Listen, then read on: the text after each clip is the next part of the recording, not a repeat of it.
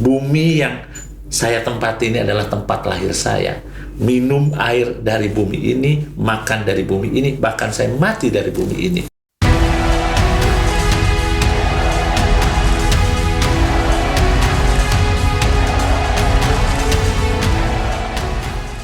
Assalamualaikum warahmatullahi ta'ala wabarakatuh. Waalaikumsalam warahmatullahi wabarakatuh. Selamat pagi, siang, sore, pemirsa Kopi Raja. Ini namanya Kopi Raja. Kopi Raja. Komunitas Aspirasi Rakyat Jakarta.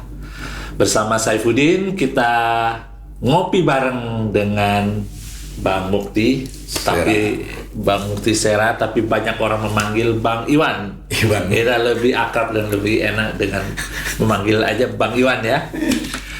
Ngopi bersama dengan Bang Iwan, kita sambil ngobrol ringan-ringan, tapi di balik itu ada makna dan renungan dan inspirasi yang mungkin kita akan dapat dari Bang Iwan. Masya Allah. Bang Iwan, selamat datang ya. Ya, terima kasih. Kami tentu mungkin kita mulai dengan kita dengarkan lagu dari Bang Iwan ini supaya kita bisa memulai dari makna dari lagu itu mungkin. Okay. Silakan Bang Iwan. Sebelumnya saya terima kasih nih Bang kepada kru juga tim semua yang ada di sini. Terima kasih atas hadirannya undangan saya ke sini untuk bisa datang di Kopi Raja. Mudah-mudahan kita menjadi tambah fresh, tambah sehat, dan tambah membuat kedamaian di luar sana dengan adanya channel Kopi Raja ini. Ya, kepada saya dipanggil kawan-kawan si Iwan, sebenarnya nama saya Mukti Sera. Mungkin karena saya mirip Iwan Fals, ya akhirnya ya beginilah jadinya. Tapi tidak hanya wajahnya yang mirip, musiknya dan lagunya itu sangat mirip menurut saya. Tapi ada yang mungkin kita akan banyak diskusikan, tapi pemikiran dan pandangan kira-kira 11-12 nggak? Atau ada perbedaan gitu? Nanti kita akan lanjutkan setelah lagu ini mungkin Bang ya? Siap Bos. Ya. Oke. Ini saya coba bawakan lagu sebuah menceritakan tentang sesuatu di zaman dahulu yang ketika ini harus dibongkar sesuatu ini. Makanya kita coba sama-sama kita nyanyi dengan bongkar.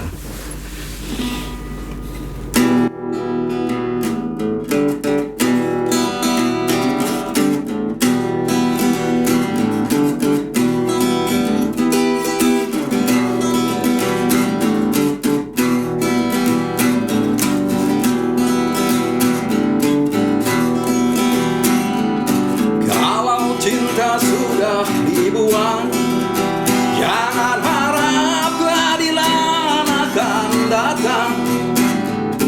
Kesedihan hanya tontonan bagi mereka yang diperkuda jabatan. Oh, oh ya, oh ya, oh ya, bongkar. Oh ya, oh ya, oh ya, bongkar. Sabar, sabar, sabar dan tunggu, itu jawaban yang kami terima. Ternyata kita harus ke jalan, robohkan setan yang berdiri mengangkang. Oh ya, oh ya, oh ya, bongkar. Oh ya, oh ya, oh ya, bongkar. Oh ya, oh ya, oh ya, bongkar. Oh ya, oh ya, oh ya, bongkar.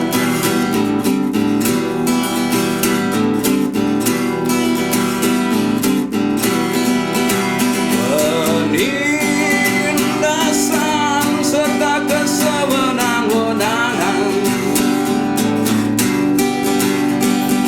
banyak lagi, teramat banyak untuk disebutkan. Oleh hentikan, jangan diteruskan.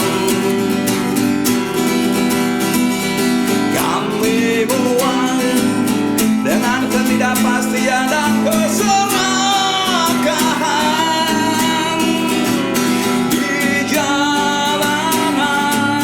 Kami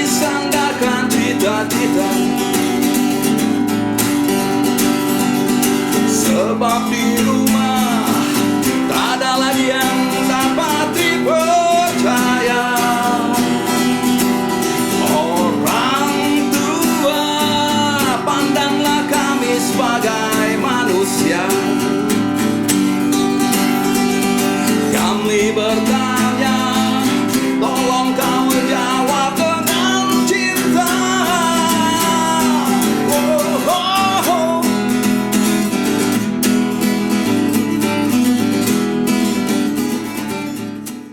Bongkar. Nah, luar biasa lagu itu.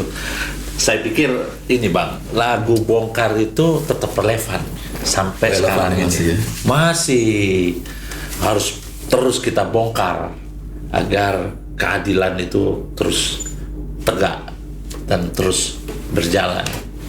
Menurut Abang, kalau menurut saya itu tetap relevan. Kira-kira menurut Abang lagu ini masih relevan nggak?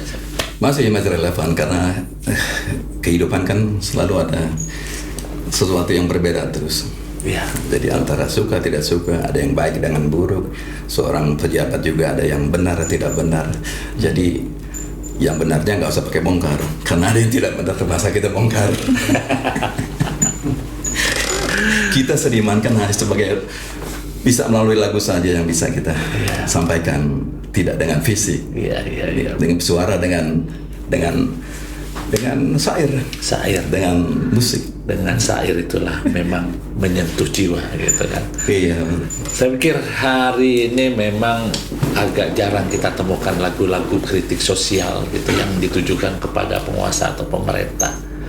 Nah, ini memang perlu, saya pikir saat ini kita perlu harus ada seniman-seniman yang mampu dan berani mengkritik gitu kan. Karena kalau tidak ada lagi yang berani mengkritik, tentu sebab gini Bang, suatu kebenaran kebaikan itu perlu ada yang mengkritik. Iya. Sebab kalau tidak ada yang mengkritik, itu orang cenderung tidak berbuat baik. Memang manusia itu punya dasar ada kecenderungan untuk tidak berbuat baik gitu loh. Itu juga berlaku di pemerintah. Nah, kalau tidak ada yang mengkritik ini berbahaya gitu. Jadi kritik kita mengingatkan aja. Mengingatkan. Nah, bisa-bisa nanti kembali lagi seperti masa lalu. Itu lagu yang terima kasih, lagu ini diawali ini dengan lagu Bongkar gitu. Apalagi ini Bang, kemarin kita itu melihat pemilu kemarin ya, pilkada, pilpres itu telah menjadikan kita itu sebagai anak bangsa pecah karena berdasarkan pilihan politik begitu. Iya. Ya, nah, saya pikir memang kita tidak boleh lagi ke depan itu pecah karena perbedaan politik. Tidak ada lagi harusnya. Tidak ada boleh lagi, karena bangsa yang besar ini harus kita jangan sampai kita pertaruhkan hanya kepentingan sesaat. Ya kan? Presiden itu boleh berganti kapan saja gitu kan. Tapi kita sebagai bangsa akan tetap hidup, makan dari bumi yang ada ini, minum dari air yang ada di, bahkan kita meninggal dan lahir meninggal di bumi ini gitu. Iya. Kenapa kita harus pecah gitu? Nah, perpecahan inilah yang akan menjadikan kita itu justru mundur. Dulu kita itu berbeda-beda, terus bersatu menjadi bangsa yang besar Indonesia. Kita jangan sampai pecah-pecah yang pada akhirnya memecah Indonesia. Menurut pandangan Bang Iwan, ya. Kalau menurut saya sebenarnya pola pikir saja harus dirubah. Mindset masyarakat ini yang selama ini sudah terstigma, terpaku di kepala itu bahwa dengan suatu idealisme, dengan suatu kepercayaan bahwa itu akan bisa membangun satu bangsa, nggak bisa. Indonesia bermacam-macam ragam, suku, agama, dan lain-lain gitu. Jadi ya saya pikir pola-pola pikir para masyarakat yang sekarang masih saya anggap sih terbelakang, terserang aja. Terbelakang dengan cara seperti itu, karena sudah zaman sudah nggak membutuhkan seperti itu. Ya. Itu kan kepentingannya sempit buat saya. Mereka itu yang menjalankan strategi itu, jalankan itu mereka sudah tidak bisa berpikir yang lain gitu. Iya. Dia pikir dengan cara itu dia akan berhasil, nyatanya tidak. Iya. Dan yang terjadi adalah malah kita tadi dikatakan Abang bahwa kita terjadi suatu skat, terjadi perbedaan anak sama bapak jadi musuh, Jadi suami musuh istri gara-gara. ada seperti itu gitu. Bahkan ada cerita suami istri cerai gara-gara perbedaan itu. Nah sebenarnya gini ya, kalau kembali ke tadi kehadiran saya sebagai musisi, saya pengen juga sampaikan kepada masyarakat bahwa ya dengan lagu, dengan lirik, dengan notasi yang bisa sampaikan kepada mereka. Jadi jangan salah lah kalau seorang musisi, saya lihat ada beberapa musisi coba-coba masuk dunia politik. Akhirnya berbenturan dengan keras, politik ini keras kan gitu. Ya. Tapi sebenarnya musisi, seniman, budayawan bisa membentuk politik ini menjadi baik dengan seni. Ya. Jadi gunakan ke sana. Salah besar seorang musisi masuk di dunia politik. Yang akhirnya silat sekarang apa? Terbelakang mereka. Grupnya bubar, segala mereka berangkat dari nol lagi dan sudah hilang sebagian penggemarnya. Iya. Nah itulah jadi karena tugasnya kita adalah sekarang sebagai musisi, seniman. Saya pikir teman-teman yang ada di luar sana, yuk kita bangkit untuk perbaiki negara ini dengan hasil karya seni dan juga dengan budaya. Ini kalau kita bicara soal politik ini, wah kita pasti nggak cukup 2 jam 3 jam ini. Iya waktunya. Kita jadi lupa ini. Boleh sambil ngopi. Oh sambil ngopi boleh, kita sambil ngopi silakan. Karena kopi juga ini mencairkan suasana. Mencairkan suasana ya. Apalagi kopi Aceh. Kopi Aceh, ini kebetulan kopi Aceh. Oke, Nah, lanjut, kita Bang. kembali ke biografi Abang nih. Sejak kapan Abang ini dipanggil Bang Iwan gitu? Saya sebenarnya bukan musisi yang gandrung, yang saya gandrungi musik itu sebenarnya enggak. Dulu saya suka saja musik. Saya berangkat dulu ketika remaja. Di masa SMA saya aktif di 3 bidang olahraga, kegiatan. Pertama olahraga, kedua adalah teater, dan ketiga musik. Saya kursus juga gitar ya di Yamaha satu tempat, dan itu 3 seperti itu. Saya memahami bahwa pemuda kita ini agar tidak terjadi tadi salah pergaulan, salah berpikir, harus dimasukkan satu kegiatan. Harus punya kegiatan dulu. Di atlet saya menjadi atlet nasional, dan juga di teater saya juga masuk dalam teater besar di Taman Ismail Marzuki dulu ya. Saya di Sadra Buana. Karena ada 3 teater yang boleh tampil di Taman Ismail Marzuki dulu. Putri Wijaya, Hendra, dan satu ini di Sadra Buana. Dan saya masuk di sana gitu.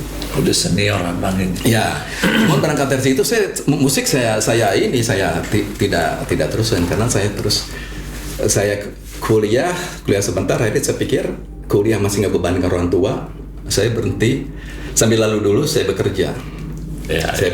Begitu saya bekerja, lantas mulai saya aktif. Setelah itu sampai bekerja, tapi itu bukan pegawai negeri saya, bukan saya swasta, terus bangkit, saya menjadi akhirnya coba bikin usaha sendiri. Saya bikin majalah musik.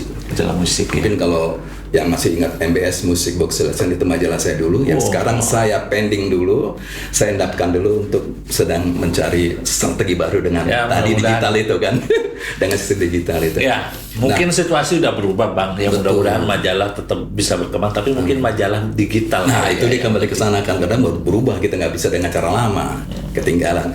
Nah di situ saya bangun majalah itu hampir 12 tahun. 12 tahun ya. 12 tahun. Jadi saya di musik hanya ada di ruang kantor saya, amplifier dan gitar. Jadi ketika sore saya baru main musik. Tapi yang menjadi pertanyaan juga Bang, kenapa musik Iwan Fals yang menjadi pilihan yang diambil oleh Bang? Nah ini pertanyaan bagus nih. Saya sebenarnya suka dulu Rolling Stone. Rolling Stone? Jadi kalau main dulu lagu-lagu Rolling Stone, Beatles. Wah gaya. harus. Nah cuman waktu saya break majalah itu kan gak ada kegiatan tuh. Akhirnya banyak orang mengatakan saya bahwa saya kalau bawain lagu Iwan Fals lebih pas. Kalau nongkrong di jalan saya bawakan lagu Iwan Fals, nyanyi. Lagu yang lain saya mainkan disuruh berhenti. Jadi kalau saya dipanggil untuk nongkrong suruh nyanyi Iwan Fals. Sampai ada teman saya dulu, dia penggemar berat Iwan Fals. Ini cerita dulu nih. kita datang sama-sama ke bar dulu, belum ada kafe. Kita ke bar, sampai ke bar dia duduk sama saya tuh, diajak saya, dia tulis lagu-lagu Iwan Fals. Saya diminta lagu kepada waiter, tolong saya dipanggil buat nyanyi. Saya nyanyi Iwan Fals. Nah, lanjut ada suatu program TV namanya Asal, Trans 7 namanya. Asal asli apa palsu ya? Asli atau palsu? Itu kalau nggak salah Bang Tantowi Yahya dia punya kegiatan itu, entertainmentnya itu namanya Triwarsana bikin itu, yang ngambil Trans 7. Iya, betul. Nah, saya dihubungi satu malam jam 11 malam dari pihak Triwarsana bahwa Anda ikut untuk acara Asal. Mirip siapa? Mirip Iwan Fals, kata. Bisa daftar nggak? Oh bisa, gue bilang. Atau nggak, lagi nganggur bang? Lagi nganggur. Saya datang daftar sana. Di casting, suruh nyanyi segala macam, pokoknya persisnya udah oke gitu kan. Oke, pulang seminggu kemudian 1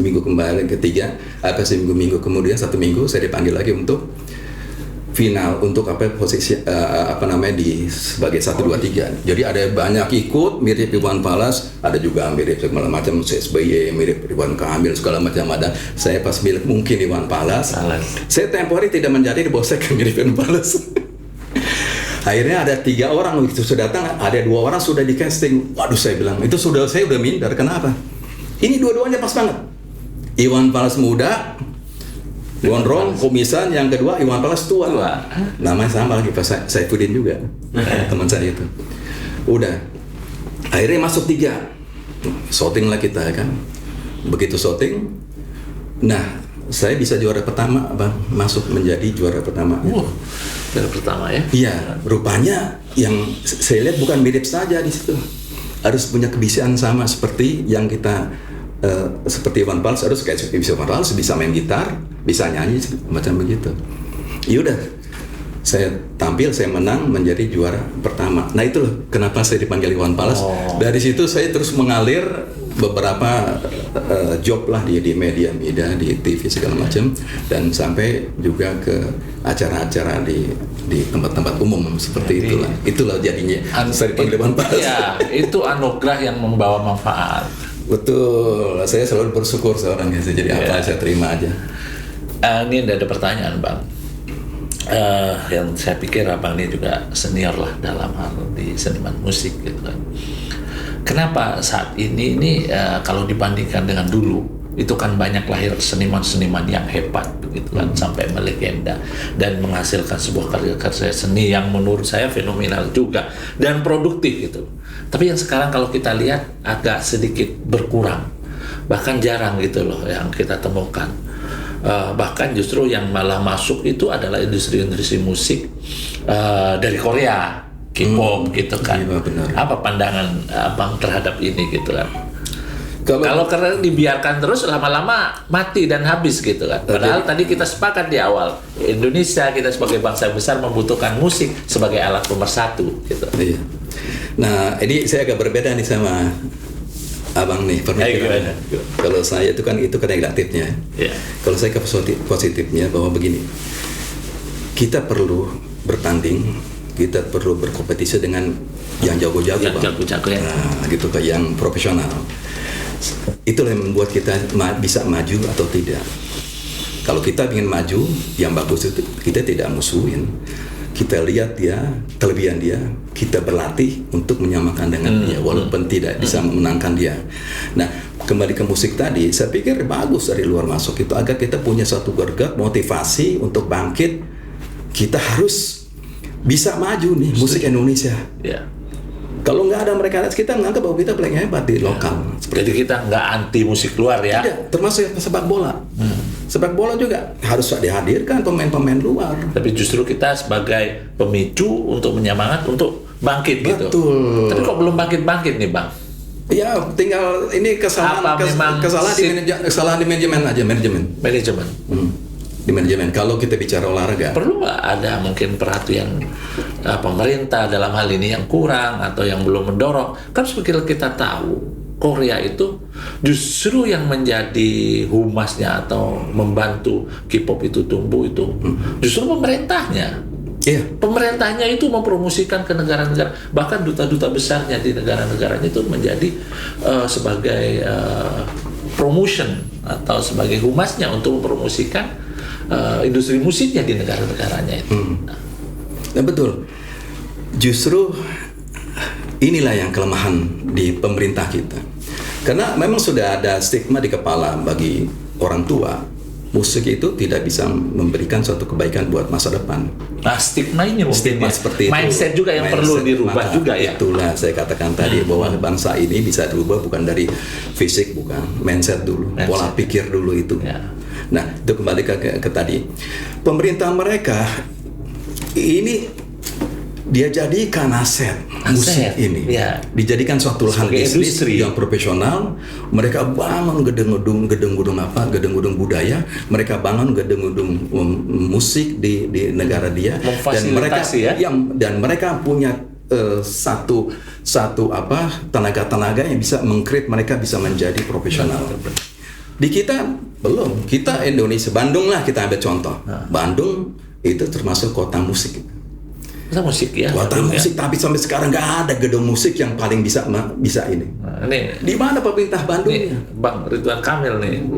Iya sekarang. Pak Ridwan Kamil, Gubernur Kalau kita Gubernur lihat, Jawa Barat ini kalau perlu dengerin. saya pikir ini harus kalau mereka abaikan, mereka sayang. Ini aset negara loh. Kita bisa, dan musisi Bandung itu hebat saya lihat. Saya puji kenapa? Saya gaul dengan mereka. Mereka duduk megang gitar, dia bisanya ciptakan lagu. Dan itu bisa langsung mengena di kita dari liriknya maupun dari notasinya. Nah itu loh. Cuman tadi pemerintah daerahnya tidak mendukung. Sampai sekarang ada gedung musik di Jawa Barat terbesar yang paling bagus, nggak ada. Sekarang bagaimana yang kita ini? Akhirnya apa, mereka main di jalanan mengamen cari sekedar untuk makan. Tapi untuk aset buat negara dia, pemasukan ke Pemda nggak ada. Kalau mereka bisa bangkit, mereka bisa main di luar negeri, aset masukan termasuk investasi kita itu. Nah itu saya katakan. Mindset kembali lagi. Jadi mindset pemerintah dan mindset masyarakat ini harus berubah. Dan memang menganggap mungkin pemerintah ini tidak mungkin menghasilkan gitu kan, tidak menguntungkan, justru mengeluarkan biaya. Dan di masyarakat sendiri justru anak-anaknya dilarang untuk main musik karena tidak menjanjikan masa depan. Nah, mindset ini menurut Abang punya kemungkinan nggak akan bisa berubah atau bagaimana, Bang? Ya tadi kita harus bongkar. Harus bongkar ya. Kita harus bongkar ini mereka yang tidak punya pemikiran seperti itu. Mudah-mudahan dari Kopi Raja ini kita akan bongkar ini supaya akan muncul musisi-musisi baru yang benar. Indonesia, Masya Allah Indonesia.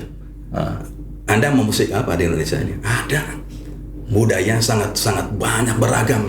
Padahal ini loh Bang, saya melihat justru banyaknya bahasa-bahasa dan budaya-budaya daerah itu semestinya kan punya potensi juga ikut berkembang begitu kan. Baik dari jenis genre musiknya, jadi lagu-lagunya.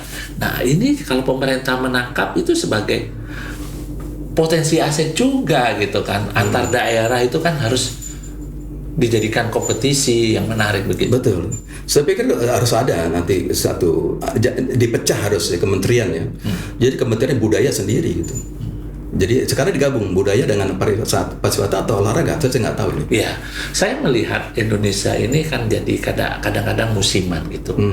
Yang dulu fashion itu yang di Tamrin Sudirman Citayam fashion. Ya. Justru itu pemerintah semestinya kan memfasilitasi terus menggerakkan itu menjadi sesuatu bisnis. Jangan itu menjadi sesuatu yang membebani pemerintah semestinya. Orang di Jepang itu ada Harajuku atau kawasan yang di situ membebaskan anak-anak berekspresi di sini budaya, musik. Itu malah difasilitasi di situ gitu loh. Nah, sekarang jangan sampai kalau Citayam itu cuma sesaat terus itu nggak berkembang malah justru jadi beban, ini kan salah juga gitu loh pemerintah melihatnya gitu. Akhirnya nggak ada kreativitas inovasi yang bisa berkembang di tengah-tengah masyarakat anak muda. Ya sebenarnya gini Bang, kalau saya sih menurut saya nih, saya pribadi saya bukan sebagai bicara pejabat lah, saya bicara sebagai manusia bahwa kita perlu makan, kita perlu berusaha. Ini sebenarnya lahan usaha Bang. Lanusa buat para seniman ini apa kata dia katakan Citayam itu apa Wix apa gitu. Yang kedua juga para musisi-musisi. Sebenarnya mereka ini sebenarnya kalau mereka didorong dan mereka diaktifkan dan mereka diberikan ruang khusus, ini bisa mengurangi pengangguran, Bang. Ruang khusus. Ruang pengangguran ini banyak loh saya lihat di Apalagi Jakarta. Sumatera. Jakarta dengan punya APBD yang 88 triliun lebih, saya pikir sangat mudah untuk bisa membuat fasilitas yang bisa menggerakkan kreativitas seniman begitu kan ya. Iya. Daripada banyak gedung-gedung yang tidak terpakai begitu ya, Pak. Iya, saya sepakat itu karena memang saya kalau bicara musik saya agak gergetan juga sih budaya dan gitu ya.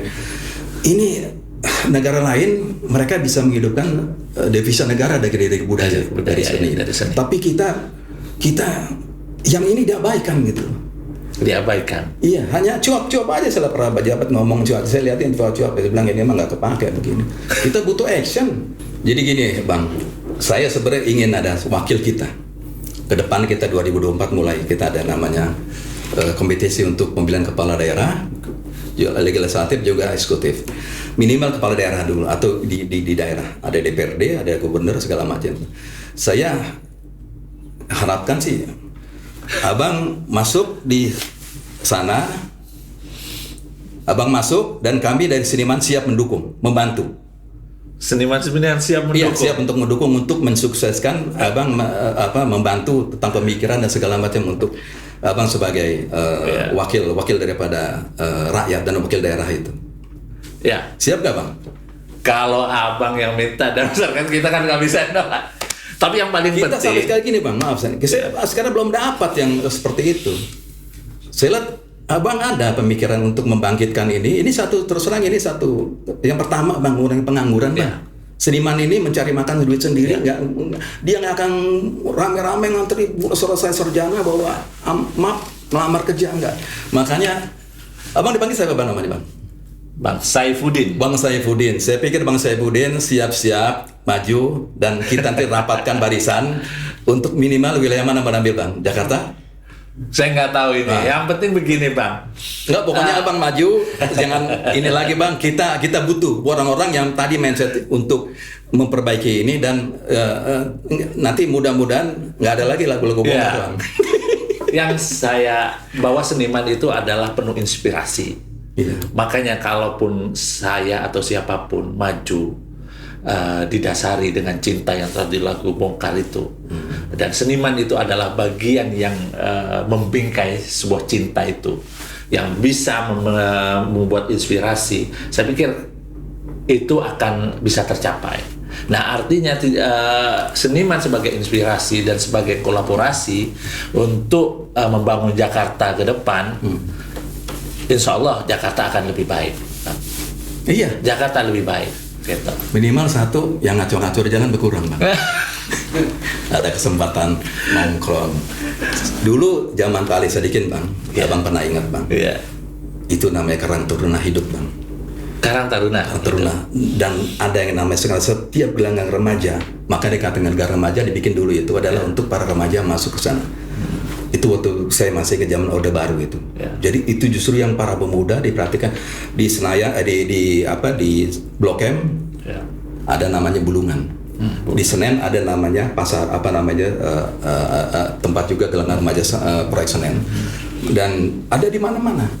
Dan setiap keluaran RW itu ada juga untuk benar-benar itu pemerintah sangat bagus.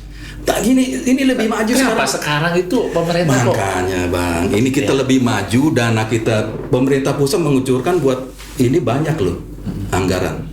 Tapi kok nggak bisa digunakan gitu, nggak mau digunakan segala macam gitu. Apa mungkin karena ini nggak ada? Saya pikir pemerintah Bang, punya kemampuan, semestinya punya dana membangun seperti stadion yang megah, jalan yang megah. Kenapa pemerintah tidak mau ngasih ruang, ya artinya dana untuk memfasilitasi bangkitnya para seniman-seniman ini gitu kan. Nah ini yang memang menjadi pelajaran atau evaluasi ke depan gitu ya kan. Siapapun nanti yang menjadi wakil kita gitu kan harus menjadikan seniman ini sebagai kekuatan. Betul. Bukan jangan jadi kelemahan atau beban sebuah bangsa. Terima kasih Bang, doa dan semangatnya dan dukungan. Sama-sama. Tapi biarlah itu adalah jalan takdirnya. Kalau itu memang harapan dan keinginan kita bersama, ya mudah-mudahan Allah akan memberikan jalan. Amin. Nah, sebelum kita tutup Bang, saya pingin lagu dari Abang yang memberikan motivasi kepada kita semua, inspirasi kita semua. Apapun beda pilihan, apapun budaya kita, apapun agamanya kita nggak boleh pecah. Kita harus tetap bersatu sebagai bangsa yang besar. Semangat. Sebab yang bangsa yang besar adalah bangsa yang mampu menatap masa depannya itu dengan penuh cinta, gitu loh. Dan tidak melupakan sejarah. Bagaimana bangsa ini bisa terbentuk, bisa menjadi Indonesia, meskipun itu budaya dan agamanya beda-beda. Ternyata orang-orang pendahulu itu hebat-hebat. Saya pikir mereka itu karena didasari cinta. Mereka sudah tidak memperdulikan apa suku saya, apa agama saya, apa budaya saya, apa agama saya. Saya mencintai bumi yang saya tempati, ini adalah tempat lahir saya. Minum air dari bumi ini, makan dari bumi ini, bahkan saya mati dari bumi ini. Itu yang menjadi alasan utama sehingga ada Sumpah Pemuda, Bung Java, Yong Ambon, Yong Sumatera, itu semuanya bersatu membentuk Indonesia. Mudah-mudahan saya pingin lagu satu yang menginspirasi kita tidak boleh sebagai anak bangsa ini untuk pecah. Baik, kita dengarkan lagu dari Bang Iwan. Namun saya sampaikan terima kasih kepada pemirsa yang telah mendengarkan, menyimak ini bersama Kopi Raja, ngopi bersama Bang Iwan.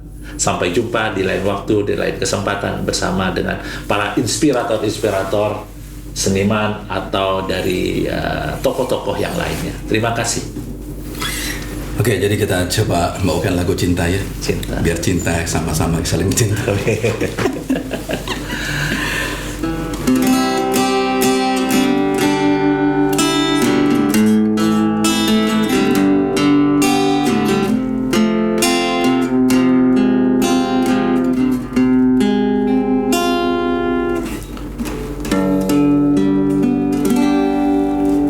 Denting piano, kala jemari menari, nada merambat pelan di kesenian malam saat datang.